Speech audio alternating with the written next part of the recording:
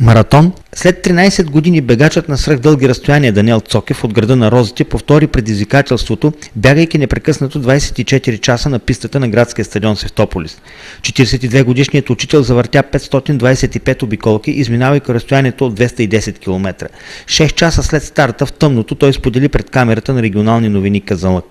До сега съм пробягал 52 км и понеже си записвам резултатите през определен брой обиколки, сега видях, че съм малко напред с графика.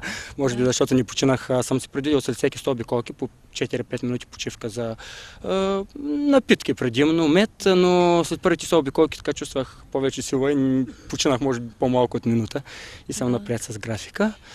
Преди 13 години правих такова 24-часово бягане, само че тогава нямах 30 години, бях на 29, сега съм вече на 40, но исках просто първо исках да видя дали ще успея след 13 години да направя пак такова нещо, понеже бях прекъснал за доста дълго време.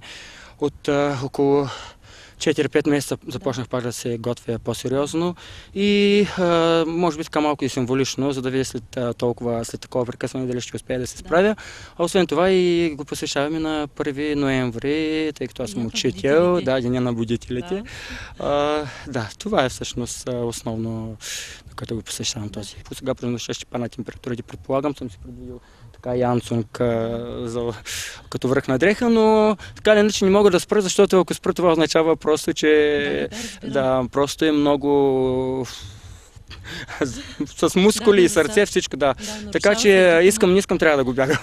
Искам да пожелая на всички ученици по-скоро да ги призова да стоят по-малко пред компютрите. Разбира се, не казвам да не стоят изобщо, защото аз имам компютър и когато имам работа съм на него или така малко за отмора, но малко по-малко пред компютрите и повече навън. На сутринта Даниел отново застана пред нашата камера. Тази нощ бягах при много тежки условия, много ниски температури, никога не съм бягал при такива ниски температури, дори се наложи допълнителни връхни дрехи да си слагам. Вярно, че не съм бягал изобщо по това време на годината, най-късното ми бягане е в средата на октомври, но днес, всъщност миналата нощ беше наистина ужасно студено и се радвам, че успях да премина този етап нощта, тази тежка нощ. Имаше тежки моменти. За отказване не знам, аз така или иначе съм си го поставил за цел от доста време това нещо, но имаше моменти, в които просто, както наричаме криза, стена, така както наричат маратонците, в които просто имаш чувство, че не можеш да направиш нито една крачка повече, но всичко премина успешно.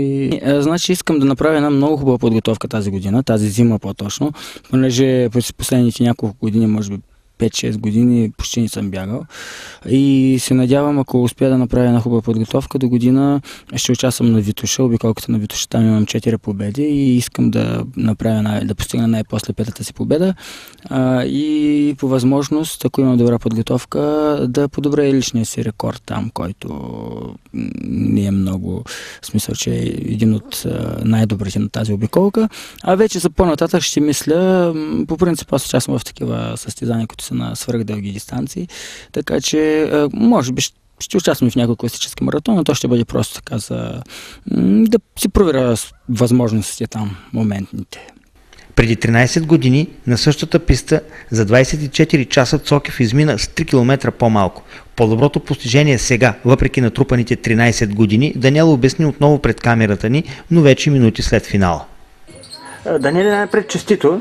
Благодаря. Успя. Кога ти беше най-трудно?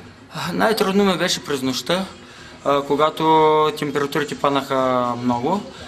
Нямах термометър. Ще да си приготвям термометър, обаче пропуснах да взема от къщи.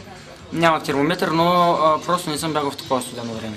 Много ниски температури, по принцип аз края на октомври не съм бягал никога на състезание, но и температурите бяха много ниски и тогава ми беше най-трудно. Кога ти беше по-трудно? Преди 13 години или сега? Често казано, преди 13 години бях по-млад. Бях на 29 години, сега съм на 42,5.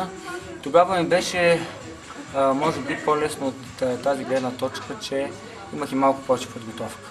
Близо година се бях готвил. Сега подготовката ми беше около половин година, 5-6 месеца, през лятото и есента. Но сега се чувствах по-добре. Не само по време на самото бягане, по време на тренировките, преди бягането и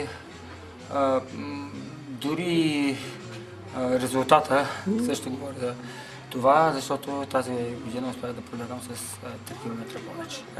Как си го обясняваш? По-подготвен, по-млад, резултатът е бил по-слаб?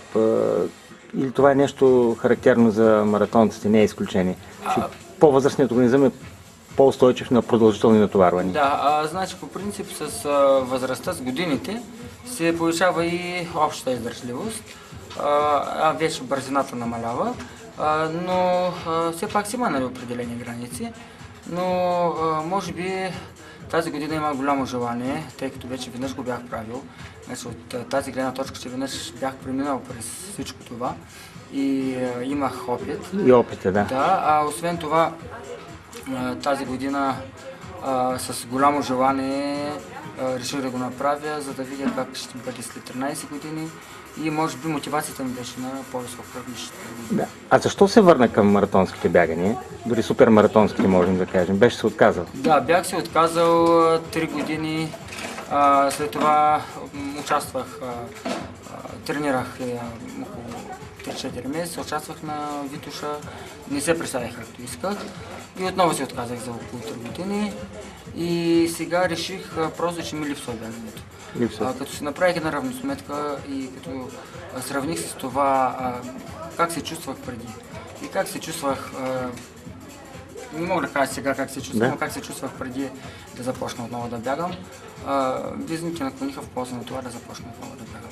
Дори за собствено удовлетворение, за тонус, дори да не участвам толкова често в състезания. По време на пробега щуракът пи вода, чай, сокове и кафе през нощта, като през това време изяде само една вафла, една суха паста и 300 грама мед. Веднага след финала кантарът показа 65 кг, което без 4 кг по-малко от теглото му на старт. След успешния финал имаше аплодисменти, шампанско, бомбони, цветя и разбира се фото си за спомен.